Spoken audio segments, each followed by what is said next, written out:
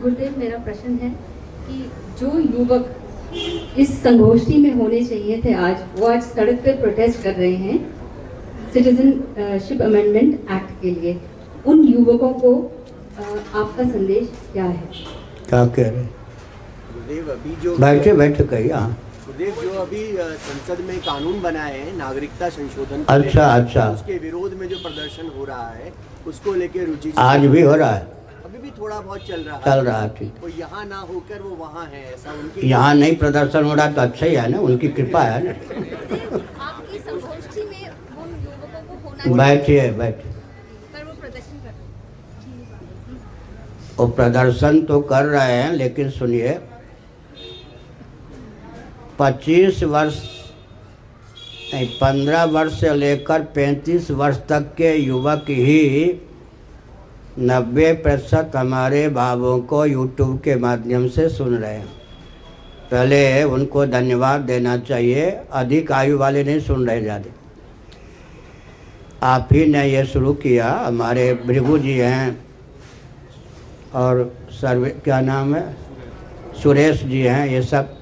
एक ये कमल फुलेरा उत्तराखंड के हैं। इन सबों ने जो प्रकल्प तैयार किया है, हमें जो सूचना देते हैं, 15 साल से लेकर 35 साल के व्यक्ति ही ज़्यादातर इससे लाभ उठा रहे हैं। एक मेरा विचित्र अनुभव हुआ है। पहले लोग मुझे चुपके से उलाहना देते थे, आपकी भाषा बहुत कठिन होती है, समझ में नहीं आती। अब मैं क्या करूं? मेरे एक अध्यापक थे जो मुझको अपना पुत्र ही मानते थे, रत्नकांत झा, मिडिल स्कूल में। उन्होंने हमको खेलने नहीं दिया, आधी छुट्टी में बैठा लेते थे, 3 पंक्ति देते थे, कहते थे से 30 पंक्ति बना के लाओ। एक लेख देते थे, कहते थे 3 पंक्ति में इसका सारांश लिख के लाओ। 3 पंक्ति देते थे, फिर कहते थे 3 शब्दों में सारांश लाओ। रत्नकांत झा जी का नाम लेते ही मुझे रोना सा, नरही गांव के थे वो। उन्होंने जो बीज बोया, 65 साल हो गए उसका अभ्यास करते करते।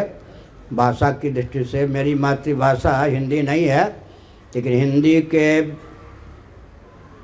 ऊपर लट्टू होकर अपनी मातृभाषा भी प्रायः भूल ही गया। तो हमने एक संकेत किया, तो हमको लोग कहते थे सुगम बोला करिए, सुगम लिखा करिए। कभी कभी होता था कि लो अच्छाई बुराई हो गई। वाक्य विन्यास तो बहुत कठिन होता है। अच्छाई को ही दुनिया बुराई समझने लगी, अब मैं बुरा बनूं ये ठीक नहीं। तो अब मुझे बहुत प्रसन्नता होती है कि मेरा हठ योग सफल हुआ, क्योंकि जहाँ जहाँ अभी 5 प्रांतों में, दक्षिण भारत में गया, फिर महाराष्ट्र में गया, 6 प्रांत मध्य प्रदेश में गया, 7 अभी दिल्ली में आया हूँ, 8। तो दक्षिण भारत में भी यूट्यूब सुनने वाले ही युवक प्रश्न करता थे, और उनके प्रश्न का स्तर ऐसा था जो मैं समझ जाता था कि मेरा प्रवचन सुनकर ही यह प्रश्न कर रहे हैं। अब मुझे बहुत प्रसन्नता है कि मैंने हठयोग पूर्वक जो अपनी भाषा, अपने भाव में शिथिलता का परिचय नहीं दिया, उससे सबसे ज़्यादा युवक ही लाभान्वित हो रहे हैं। और पुरी में जितेंद्र महापात्र, मनोज जी, ये सब 3-4 युवक जब इंटर के विद्यार्थी रहे होंगे, हाई स्कूल के, तब मेरे संपर्क में आए। सबके 1-1, 2-2 बेटे बेटी हैं, वही सब मठ चलाते हैं। तो युवक जो संपर्क में आ जाते हैं, वह आश्रम के लिए उपयोगी, मठ के लिए उपयोगी, मतलब घर के लिए उपयोगी। किसी को गाली नहीं देते, चांटा नहीं मारते। राज्यपाल भी अगर जान जाएं कि आदित्य वाहिनी के ये हैं व्यक्ति, वो भी हाथ जोड़ेंगे। इतना प्रभाव है। 10,000 युवक हमारे पास केवल उड़ीसा में है, ऐसा हमने सुना है, आदित्य वाहिनी।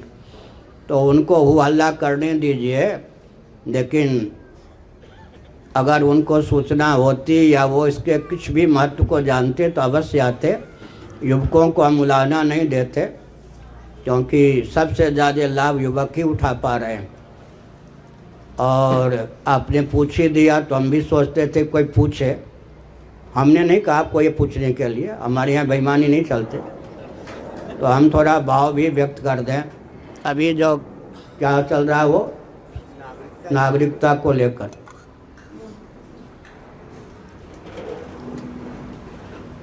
इसके बाद एक प्रश्न और, यह एक विश्व स्तर का गंभीर प्रश्न है। इसको उथले शब्दों में या उथली दृष्टि से नहीं लेना चाहिए। संयुक्त राष्ट्र संघ को इस गंभीर प्रश्न पर ध्यान केंद्रित करना चाहिए। आगे मैं क्या कह रहा हूँ या कहना चाहता हूँ या कहने जा रहा हूँ, विश्व में लगभग 70 देश मुसलमानों के हैं। 50-55 देशों में तो मुस्लिम विधा से ही शासन तंत्र क्रियान्वित है। पूरे विश्व में 204 देश होते हैं। अधिकांश देश क्रिश्चियनों के हैं, बहुत से बौद्धों के भी हैं। अगर मुस्लिम देशों में मुसलमान कोई सज्जन उत्पीड़ित हैं तो वहाँ पर संयुक्त राष्ट्र संघ की ओर से या जनता प्रजा की ओर से शासन तंत्र के द्वारा मान्यता प्राप्त न्यायपीठ होनी चाहिए। वह व्यक्ति सुगमता पूर्वक धन खर्च किए बिना अपने उत्पीड़न को वहाँ अंकित करे, ख्यापित करे। न्यायालय गंभीरता पूर्वक उसके उत्पीड़न को ले, सामाजिक तंत्र को, शासन तंत्र को उसके उत्पीड़न से बचाने का मार्ग प्रशस्त करे। कदाचित कोई मुस्लिम तंत्र का व्यक्ति परिस्थितिवश देश छोड़ने के लिए बाध्य ही हो, किसी अन्य मुस्लिम देश में उसको मानवोचित शील और स्नेह की सीमा में नागरिकता दी जाए। ऐसे क्रिश्चियनों के जो देश बन गए हैं, उन देशों में कोई क्रिश्चियन परंपरा का व्यक्ति शोषित हो, तिरस्कृत हो, अपमानित हो, वहाँ एक त्वरित न्याय तंत्र होना चाहिए जिसके माध्यम से सरकारी दबाव से उसको मुक्त किया जाए। और कदाचित वह क्रिश्चियन तंत्र का व्यक्ति अपने देश छोड़ने की स्थिति में ही हो तो क्रिश्चियन किसी देश में उसको स्थान मिलना चाहिए। कम से कम भूटान, नेपाल और भारत, इन 3 देशों को हिंदू बहुल और हिंदुओं का राष्ट्र घोषित कर देना चाहिए। विश्व में कहीं भी हिंदू उत्पीड़ित हों या मुस्लिम, क्रिश्चियन आदि जिस देश में वो निवास करते हों उसको छोड़ने की स्थिति में हों तो भारत, नेपाल, भूटान में उनको स्थान मिलना चाहिए। इससे कोई उपेक्षित भी नहीं रहेंगे। ऐसा मैंने क्यों कहा, ध्यानपूर्वक सुनिए। पारसी, जिसको इटली आजकल कहते हैं, पहले पारस कहा जाता था, वह देश जहाँ की राष्ट्र की, देश की मान्या पुत्र वधू सुवर्णा जी हैं, जहाँ की सुवर्णा जी माने सोनिया जी, उनका नामकरण मैंने किया है सभा में, देश की मान्या पुत्र वधू सुवर्णा जी। पारस के व्यक्ति अग्नि लेकर विश्व में घूम रहे थे। उनको कहीं भी स्नेह, सम्मान, सुविधा मिलने की संभावना नहीं थी। वे दैवयोग से भारत की सीमा में आ गए। उस समय द्वारका के जो शंकराचार्य थे और उधर यादव राजा, दोनों ने विचार किया कि अतिथि देवो भव, तैत्तिरीय उपनिषद का उद्घोष है इनको उचित स्नेह, सुविधा और सम्मान पूर्वक भारत में स्थान मिलना चाहिए या नहीं। तब दोनों ने निश्चय किया कि ये भविष्य में भी, ये और इनके वंशधर भविष्य में भी सनातन वैदिक आर्य हिंदुओं के लिए घातक सिद्ध न हो, हिंदुओं के अस्तित्व और आदर्श पर आघात करने वाले सिद्ध न हो। इस शर्त पर सुविधा दी गई, सम्मान दिया गया, स्नेह पूर्वक उनको बसाया गया। टाटा जैसे समृद्ध व्यक्ति पारसी हुए। आज भी पारसी अगर प्रार्थना करते हैं तो यादव राजा और शंकराचार्य के प्रति कृतज्ञता का परिचय देते हैं। इस राष्ट्र के प्रति कृतज्ञता का उन्होंने परिचय नहीं दिया। अतिथि देवो भव यहाँ हमारे लिए वरदान स्वरूप सिद्ध हुआ। लेकिन ईसा मसीह के अनुयायी पूरे विश्व में भटक रहे थे, कहीं उनको स्थान नहीं मिल रहा था। केरल के कालीकट में, क्या नाम है, वही ना, हाँ, उनको हिंदुओं ने स्नेह पूर्वक, सुविधा पूर्वक, सम्मान पूर्वक बसाया। लेकिन भविष्य में क्रिश्चियन तंत्र ने हिंदुओं के प्रति क्या व्यवहार किया, इनको अल्पसंख्यक बनाने का प्रयास किया, वो घातक सिद्ध हो गए। आगे लीजिए, उन दिनों का मुस्लिम तंत्र। एक बात तो मैं कह दूं, सबके पूर्वज का नाम सनातन वैदिक आर्य हिंदू। विश्व में परिपूर्ण इतिहास किसी के पास नहीं है, केवल हमारे पास है। महाभारत, श्रीमद् भागवत से बोल रहा हूँ। मरीचि, कश्यप इत्यादि की धर्मपत्नियों के गर्भ से देवता आदि ही उत्पन्न नहीं हुए, गरुड़ भी उत्पन्न हुए, समझ गए, शेषनाग भी उत्पन्न हुए, सर्प भी, तरुलता, गुल्म, स्थावर प्राणी भी उत्पन्न हुए। महाभारत भागवत का अध्ययन कीजिए। स्थावर जंगम जितने प्राणी हैं उनके पूर्वज सनातन वैदिक आर्य हिंदू, मरीचि, कश्यप इत्यादि महर्षियों की धर्मपत्नियों के गर्भ से ही सबका प्रादुर्भाव हुआ। लेकिन इस भारतवर्ष में आज भी जब माननीय उच्चतम न्यायालय के न्यायाधीश मुख्य ने पूछ दिया राम जी ऐतिहासिक हैं तो उनका वंश चला या नहीं, हजारों मुसलमान खड़े हो गए। मुगलों के शासनकाल में हमारे पूर्वजों को कुछ और बना दिया गया, हम तो लवकुश की परंपरा के हैं, भगवान राम भद्र के वंशधर हैं। तो हमने संकेत किया मुगल तंत्र, मुस्लिम तंत्र जब आक्रामक बन के आए तो अपनी सीमा में छिटपुट उनसे संघर्ष किया गया, लोहा लिया गया। जब वो शरणागत आए तो इसी दिल्ली में उनको स्थान दिया गया, स्नेह, सुविधा, सम्मान पूर्वक बसाया गया।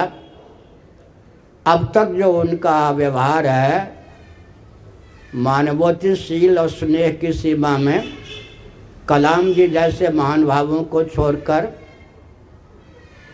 वो व्यवहार नहीं प्रकट हो रहा है। इसलिए भविष्य में कोई घातक प्रभाव भारत पर न पड़े।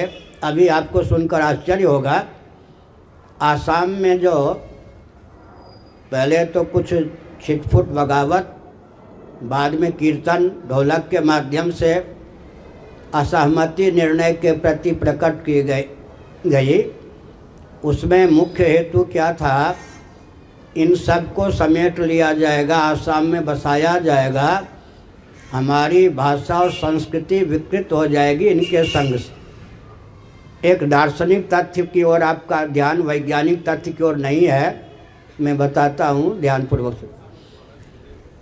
ईस्ट इंडिया कंपनी का प्रभाव भारत में था और प्रसिद्धि यह है कि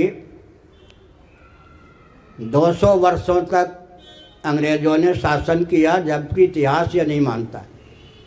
90 वर्षों तक लगभग आधे भारत पर इन लोगों ने शासन किया। ईस्ट इंडिया कंपनी की अवधि मिला लें थोड़ी देर के लिए, चलो 200 वर्षों तक। 200 वर्षों की अवधि में 200 से अधिक क्रिश्चियन नहीं बना पाए। कारण क्या था? भारत में पहली गोरी चमड़ी का व्यक्ति कौन आया? सिकंदर। भारत में पहली गोरी चमड़ी का व्यक्ति आया सिकंदर। ये पोप जी की गद्दी चल रही है, और शंकराचार्य की गद्दी की अनुकृति है। एक दंडी स्वामी से मिले थे सिकंदर। और दलाई लामा जी की गद्दी जो 700 वर्षों से चल रही है, शंकराचार्य की गद्दी की अनुकृति है। वेटिकन सिटी जहाँ पोप महोदय रहते हैं उसे राजधानी की मान्यता प्राप्त है। पोप महोदय रिलीजन या पंथ के सबसे उच्च गुरु ही नहीं बल्कि राष्ट्राध्यक्ष, सेनाध्यक्ष भी हैं। तिब्बत के संविधान के अनुसार मानी दलाई लामा जी भी केवल बौद्धों के सार्वभौम धर्मगुरु ही नहीं बल्कि सेनाध्यक्ष और राष्ट्राध्यक्ष भी हैं। सुधन्वा जी ने जो प्रशस्ति पत्र भेंट की, भगवान शंकराचार्य को प्रशस्ति पत्र भेंट किया, उसमें स्पष्ट लिखा है कि 4 धार्मिक राजधानियां आपने बनाई, उसमें गोवर्धन मठ का प्रथम नाम। तो हमने एक संकेत किया। क्या संकेत किया? हमने यह संकेत किया कि अंग्रेजों ने मुसलमानों के नाम पर देश का विभाजन क्यों किया? शासक तो वो थे उस समय। शासक जब वे थे तो क्रिश्चियनों के नाम पर देश का विभाजन करते, पर 200 से अधिक तो क्रिश्चियन बना नहीं पाए थे। मुसलमानों के नाम पर देश का विभाजन यूँ हुआ कि मुसलमानों के साथ रोटी बेटी का संबंध हो गया था। अब वर्णाश्रम का महत्व ध्यान में आया या नहीं? इनके साथ रोटी बेटी का संबंध हो गया था, इनकी संख्या बहुत बढ़ गई थी। देश का विभाजन ये मुट्ठी भर क्रिश्चियनों के आधार पर कर ही नहीं सकते थे। तो रोटी बेटी की एकता ने हमारे लिए क्या किया जी? हमारे देश का विभाजन कर दिया। आपको मालूम है अंग्रेज़ों ने सबसे पहले क्या किया? 18वीं शताब्दी के बाद अफ़गानिस्तान को हमसे पृथक किया, फिर वर्मा को, श्रीलंका को पृथक किया, फिर 2 खंडों में भारत को विभक्त किया। फिर भारत के प्रधानमंत्रियों ने 11 बार देश का विभाजन 9 बार देश का विभाजन किया। भारत के प्रधानमंत्रियों ने भी 9 बार देश का विभाजन किया है। तो मैंने एक संकेत क्या किया? जिनके साथ रोटी बेटी का संबंध नहीं हो पाया वे अपने नाम पर देश का विभाजन नहीं करवा पाए। जिनके साथ चमड़ी के मेल के कारण रोटी बेटी का संबंध हो गया उनके नाम पर देश का विभाजन हुआ, और कई विभाजन का मार्ग भी प्रशस्त कर दिया गया, और भी कई विभाजन का मार्ग, उनके प्रभुत्व का मार्ग भी प्रशस्त कर दिया गया। एक बढ़िया चुटकुला सुनाता हूँ 2 मिनट में। एक दंडी स्वामी पूज्य उड़ियाबाजी महाराज के यहाँ वृंदावन में घूमने जा रहे थे। वो मैं नहीं था, कोई और थे। एक कोई व्यक्ति युवक मिल गया, महाराज बड़ी कृपा होगी, रात भर हमको ठहरा लीजिए, भोजन करवा दीजिए। आश्रम के प्रबंधकों को पूछे बिना उस युवक को ले आए, भोजन करा दिया और अपने कमरे में लिटा दिया। वो सब सामग्री लेकर सुबह जब सोए थे भग गया। तो रोने लगे तो आश्रम वालों ने और ताना कसा, आपको कम से कम प्रबंधकों को पूछना चाहिए था ना। तो उधर तो सामान चला गया, उधर आश्रम के व्यवस्थापकों ने खिंचाई कर दी। तो मेरे पास आए, दया बिना संत कसाई, दया करी तो आफत आई। समझ गए ना? दया बिना संत कसाई और दया करी तो आफत आई। भविष्य की ओर मैं संकेत करता हूँ। कदाचित कोई बना हुआ शरणार्थी ना हो, सचमुच में उत्पीड़ित शरणार्थी हो, तो भी भविष्य में उसके वंशधर कहाँ से जुड़ जाएंगे? जो उनका तंत्र है उसी से तो जुड़ेंगे। वो हमारे लिए फिर भी घातक सिद्ध हो जाएंगे। इसलिए मानवोचित स्नेह और सुविधा भी उनको प्राप्त हो, लेकिन सजातीय देश के द्वारा। समझ गए? और प्रयास यह किया जाए कि कम से कम जितना विभाजन अंग्रेजों ने भारत का किया और देश के मन चले सत्ता लोलुप अदूरदर्शी प्रधानमंत्रियों ने किया, उतना तो बृहद भारत होना ही चाहिए। अफ़गानिस्तान भारत में मिलना ही चाहिए, बर्मा भी, श्रीलंका भी, बांग्लादेश भी, समझ गए, पाकिस्तान भी, और नेपाल भूटान हमारे मित्र राष्ट्र हों। बृहद भारत एक प्रकार से होगा। नहीं तो जब तक चीन के पास खिसकी धरती बने, 9 बार जो प्रधानमंत्रियों ने विभाजन किया है, 370 धारा को निरस्त करके एक अच्छा कदम उठाया गया था, परंतु अयोध्या का कदम उठा करके स्वयं अपनी कीर्ति पर पानी फेर दिया गया। तो हमने एक संकेत किया कि जब तक ये सब देश हमसे मिलने की स्थिति में नहीं है या अभी झटपट इनको हम मिलाने की स्थिति में नहीं हैं, तब तक विश्व स्तर पर यह आचार संहिता हो, मुस्लिम तंत्र किसी भी देश में उत्पीड़ित हो, न्याय तंत्र और सामाजिक तंत्र इतना प्रबल किया जाए, उसके उत्पीड़न को उसी देश में दूर कर दिया जाए। आखिर हिंदू भी तो भारत में उत्पीड़ित हैं, तो क्या भारत छोड़ देते हैं? कितने हिंदू हैं नेताओं के द्वारा, अराजक तत्वों के द्वारा उत्पीड़ित होते हैं। केवल मुस्लिम तंत्र ही थोड़े, विदेश की बात छोड़ दीजिए, वो तो देश नहीं छोड़ते। तो एक ऐसा प्रबल संयुक्त राष्ट्र तंत्र के संरक्षण में, मानवोचित शील और स्नेह की सीमा में, हर देश में एक ऐसा न्याय तंत्र होना चाहिए जैसे त्वरित अभी कहा गया ना कि 30 दिन के अंदर, 27 दिन के अंदर वो जो पिशाच कांड 7-7 साल से वो लग रहा है केस, ये नहीं, ताकि उनको त्वरित न्याय मिल सके और जो शासन तंत्र हो या सामाजिक तंत्र उनको दबाने का प्रयास कर रहा है, वो दबाने का साहस न करे, अथवा उस देश को छोड़ने की परिस्थिति ही हो, सजाती देश में उनको बसाया जाए। और एक बात और कहता हूँ, प्रवचन को विराम देता हूँ। भारतीय संविधान की 25वीं धारा, हमारे सामने देवेंद्र जी माननीय उच्चतम न्यायालय के वरिष्ठ अधिवक्ता हैं। 25वीं धारा का मौलिक स्वरूप क्या था? जैन, बौद्ध, सिख इत्यादि हिंदू परिभाषित किए गए थे, अल्पसंख्यक भी परिभाषित किए गए, इतर, बाकी जैन, बौद्ध, सिख ये सब हिंदू परिभाषित किए गए। लक्षण की दृष्टि से भी प्रणव माने ओंकार, वेदों का बीज, इनके यहाँ मूल मंत्र होता है। जैनों के यहाँ, बौद्धों के यहाँ, सिखों के यहाँ ये पूर्व जन्म मानते हैं, पुनर्जन्म मानते हैं, परलोक मानते हैं। इतने अंशों में जैन, बौद्ध, सिखों से साम्य है। और सिखों का क्या कहना, इनके गुरुओं ने तो यहाँ तक कह दिया, जगह धर्म हिंदू, खालसा पंथ है, हिंदू धर्म है, पगडंडी का नाम पंथ, पगडंडी का आलंबन लेकर हम प्रशस्त राजमार्ग तक पहुँच सकते हैं, वो धर्म, प्रशस्त राजमार्ग का आलंबन लेकर हम राजभवन तक पहुँच सकते हैं, राजभवन का आलंबन लेकर हम राजा के कक्ष तक पहुंच सकते हैं, राजा के कक्ष तक पहुंचकर हम राजा से मिल सकते हैं। ऐसा पंथ जो धर्म तक पहुंचा दे, देश काल परिस्थिति के अनुसार ऐसा पंथ खालसा, तो गुरुओं की कुर्बानी तो हम स्पष्ट ही कहते हैं। और गुरु ग्रंथ साहब तो राम आदि के नाम से भरपूर हैं, इसलिए वो तो अपने आप को कुछ और कहें तो गुरुओं की दृष्टि में भी वो कोप के पात्र बनेंगे। हमने संकेत किया। तो जैन, बौद्ध, सिखों में, अच्छा एक बहुत ऊंची बात है, वट के बीज को कोई माने और वट को न माने तो उपहास का पात्र होगा या नहीं?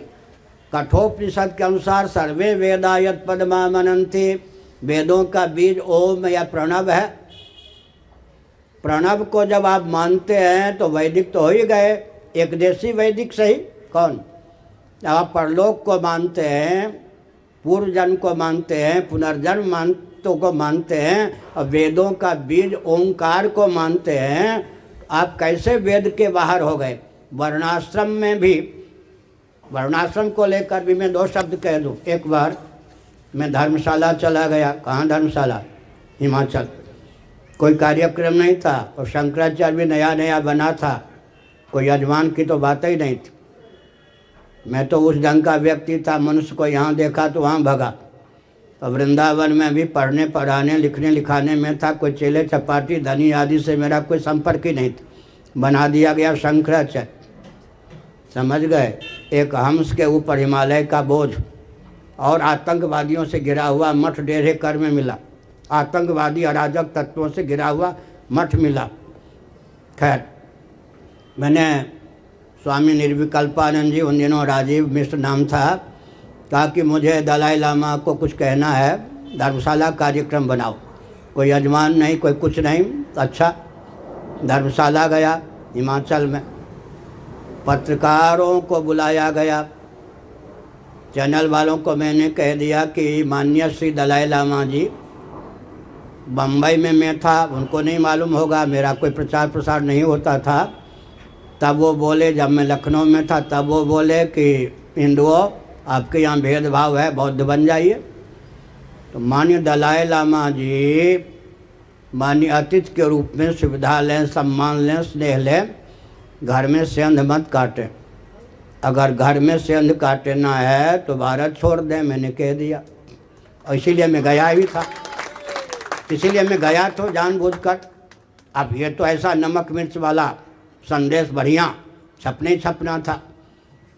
दलाई लामा जी ने क्या किया, उनके जो तिब्बत के संविधान के अनुसार पार्लियामेंट, उसमें एक व्यक्ति 2 बार ही सचिव रह सकते हैं, महासचिव, प्रधानमंत्री। प्रधानमंत्री वहाँ के मेरे पास आए लामा जी, वो बौद्धों के विश्वविद्यालय के वाइस चांसलर भी रह चुके थे। दंडवत किया, बहुत बढ़िया एक वस्त्र दिया, बहुत शिष्टाचार का प्रयोग करके क्या कहा मालूम है, माननीय श्री शंकराचार्य महाभाग, आप तो बिल्कुल ऐसा नहीं कहना चाहते होंगे, चैनल वालों ने, पत्रकारों ने आपके मुख से क्या कहलवा दिया, शिष्टाचार। मैंने कहा बिल्कुल उनका ध्यान भी इस प्रश्न की ओर नहीं था, मैंने अपनी ओर से ऐसा कहा। कांप गए। मैंने कहा बिल्कुल चैनल वाले निर्दोष, राम बरी सी भंजऊ चापा, आपने स्वयं कहा। हमने कहा बिल्कुल मैंने ही कहा, वो तो पूछ भी नहीं सकते थे ये, ऐसा क्यों कहा। हमने कहा कि आपके जो दलाई लामा जी हैं, लखनऊ का प्रवचन, बम्बई का प्रवचन, हिंदुओं में भेदभाव है इसलिए बौद्ध बन जाइए, मान्य अतिथि, सुविधा लें, स्नेह लें, सम्मान लें, सेंध तो न काटें। मैंने कहा वाजपेयी जी प्रधानमंत्री थे, उनके चाहने पर भी मैं दलाई लामा जी को भारत में नहीं रहने दूंगा। दलाई लामा जी मुझको बहुत मानते। हमारे प्रतिनिधि इंदिरा जी झा जी का हाथ उन्होंने भाई सभा में अपने सर पे रखा। अब हमको पत्र भी लिखा है, दलाई लामा जी ने इतना मार्मिक पत्र अपने हस्ताक्षर से लिखा है, मैंने भी जो उत्तर दिया है पुस्तिका में, उनका पत्र भी है, मेरा उत्तर भी। उन दिनों उस ढंग का परिचय नहीं था।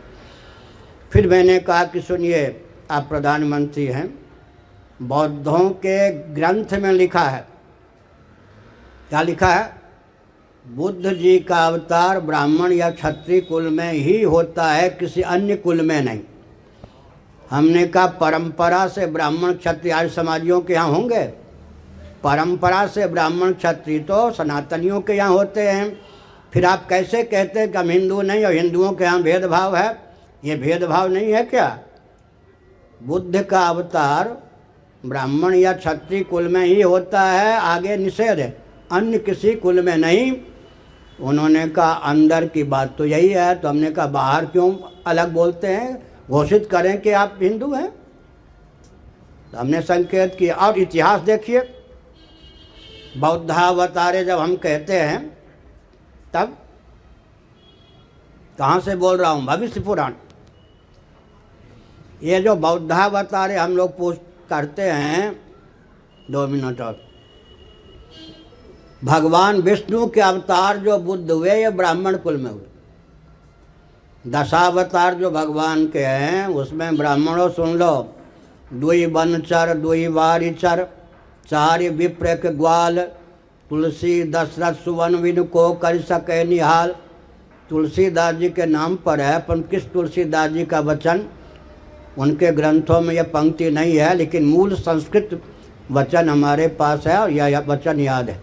दुई वनचर नृसिंह भगवान वराह भगवान, दुई वारिचर मत्स्यावतार कच्छपावतार, दुई वनचर दुई वारिचर चार विप्र, चार तो इधर चले गए, 6 में से 4 ब्राह्मण कुल में भगवान का अवतार।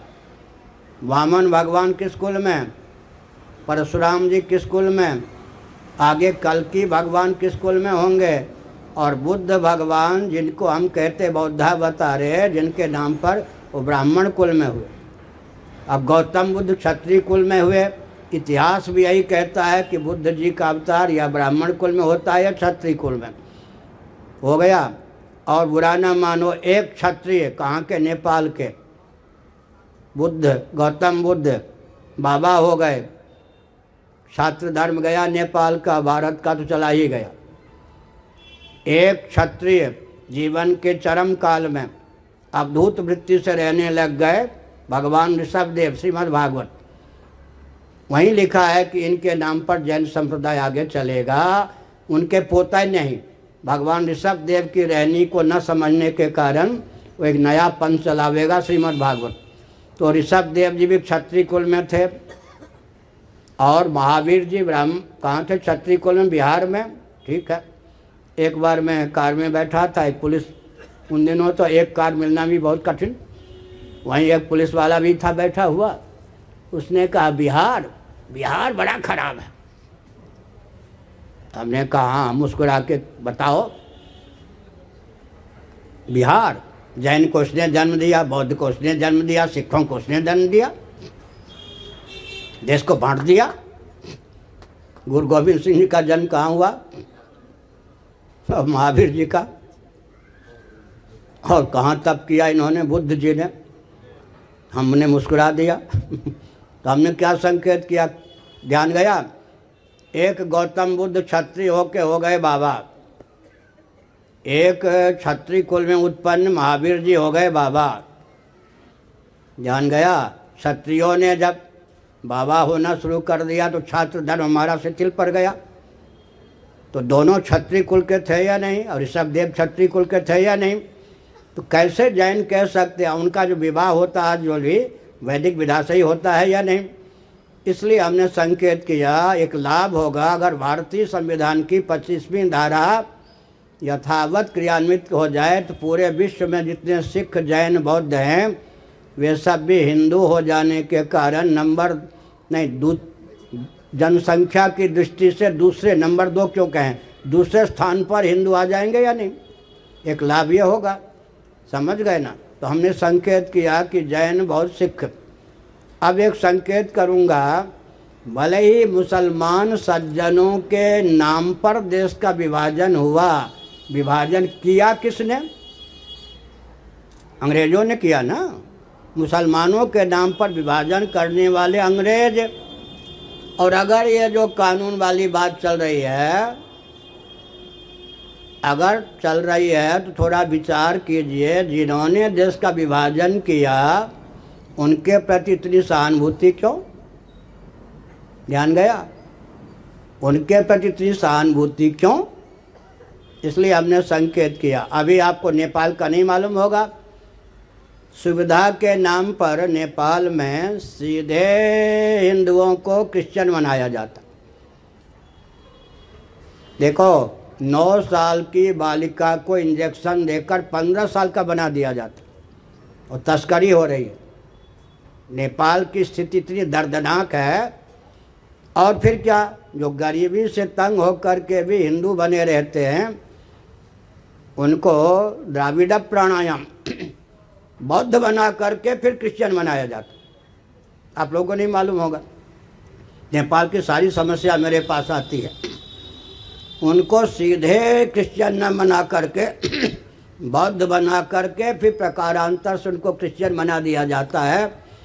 तो हमने एक संकेत किया, जिन जिन तंत्रों ने शरणागत होने के बाद भी उनके वंशधरों ने भारत के लिए घातक होने का प्रकल्प तैयार किया, तो सावधानी बरतनी चाहिए। बहुत बढ़िया रामचरितमानस में, शरणागत के हो देव सदाई नित निजहन हित अनुमान ते नर पातक ये सब तिनहि बिलोक का धान।